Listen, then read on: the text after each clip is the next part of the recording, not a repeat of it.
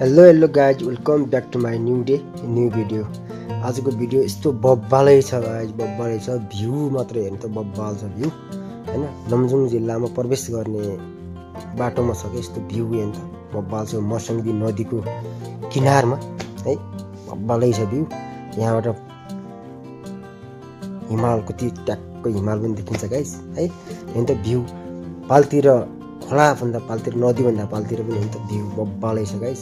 यस्तो ठाउँ त घुम्न आउनलाई त एकदमै रमाइलो फिल हुन्छ क्या।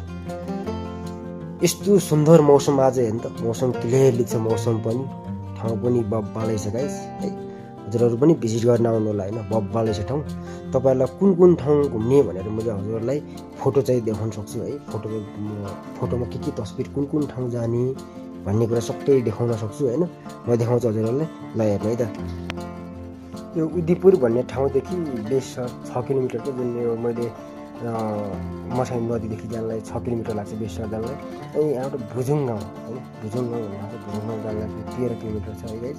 भुजुङ गाउँ एउटा प्रख्यात चलेको ठाउँ हो नि त। घले गाउँ 32 किलोमिटर हो यहाँबाट अगाडि जाने बेसर जाने, अनि बेसरदेखि चाहिँ अनि भुजुङ गाउँ 13 किलोमिटर, त्यसपछि घले गाउँ चाहिँ 32 किलोमिटर छ, 12 किलोमिटर छ है गाइज होइन। त्यही भएर भिजिट गर्ने ठाउँ चाहिँ चामे मनाङ 73 किलोमिटर छ यहाँबाट होइन। चामे मनाङ भन्दा होइन, त्यसै टिलिचो पनि यहाँबाट जान सकिन्छ गाइज। यस्तो प्रख्यात ठाउँहरू छ। यस्तै गाइज घुम्ने ठाउँ त अनेकौँ छन् है, तर अनेकौँ भएर पनि के गर्ने, अब समय परिस्थितिले कुनै ठाउँमा घुम्न पाइँदैन। सबै चिज भनेको ठाउँमा र गरेको ठाउँ त जान त कहाँ पाइन्छ र होइन। कुनै चिज तस्विरबाट हेरेर आफूले मनोरञ्जन पनि लगाउन सकिन्छ है। त्यसैले अब म पनि अब सम्पूर्ण ठाउँ त गएको छैन, सबै ठाउँ त गएको छैन गाइज। ल भिडियो हेरेर साथ दिनु होला है त।